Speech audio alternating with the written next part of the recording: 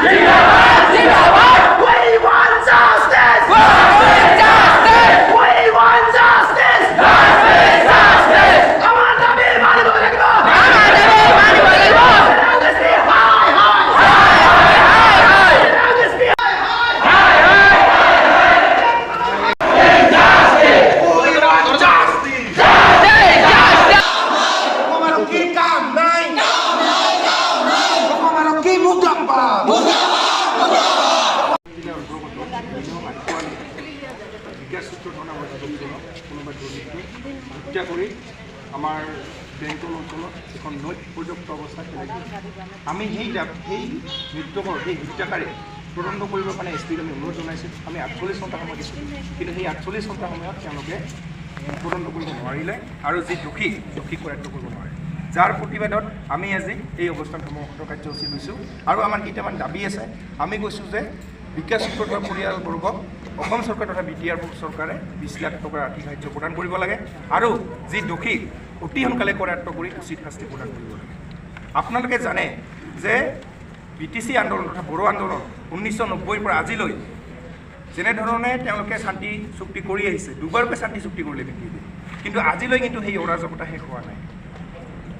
আমি সূত্ৰৰ ছাত্ৰ সন্থাই সেই অৰাজকতা নিবিচাৰোঁ আমি অকল শান্তি আৰু নিৰাপত্তা বিচাৰোঁ প্ৰমোদ বড়ো ডাঙৰীয়াই সূতা কম্বলৰ ৰাজনীতি বাদ দি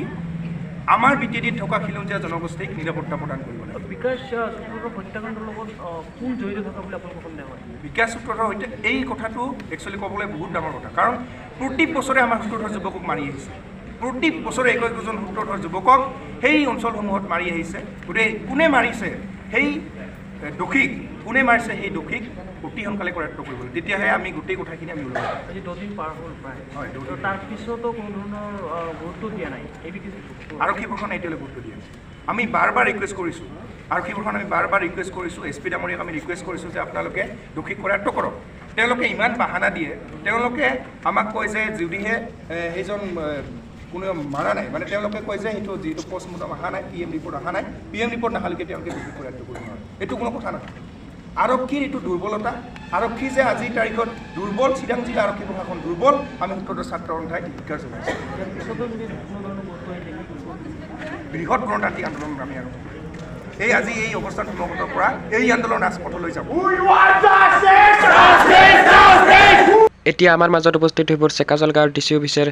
কাৰ্যবাহী দণ্ডাধীশ মেডামে আৰু যিটো নেকি আমাৰ দাবী এই দাবীটো আমাৰ গ্ৰহণ কৰি লোৱা হ'ল কাৰ্যবাহী দণ্ডাধীশ মেডামে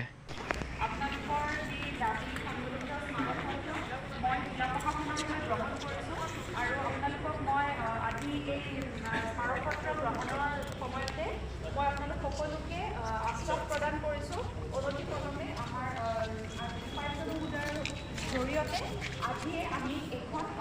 মানে স্পীকাৰৰ সৈতে আলোচনা কৰি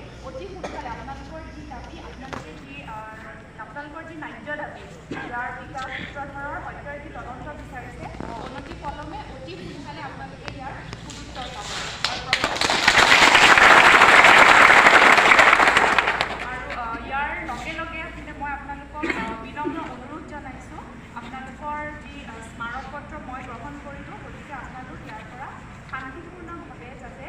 প্ৰস্থান কৰে আৰু আমাৰ পুলিচ প্ৰশাসনকো যাতে এই ক্ষেত্ৰত সহযোগিতা আগবঢ়ায় আৰু যদি আমাৰ ভিডিঅ'টো ভাল পাইছা তেনেহ'লে লাইক কৰক শ্বেয়াৰ কৰক আৰু চেনেলটো ছাবস্ক্ৰাইব কৰি ৰাখক ধন্যবাদ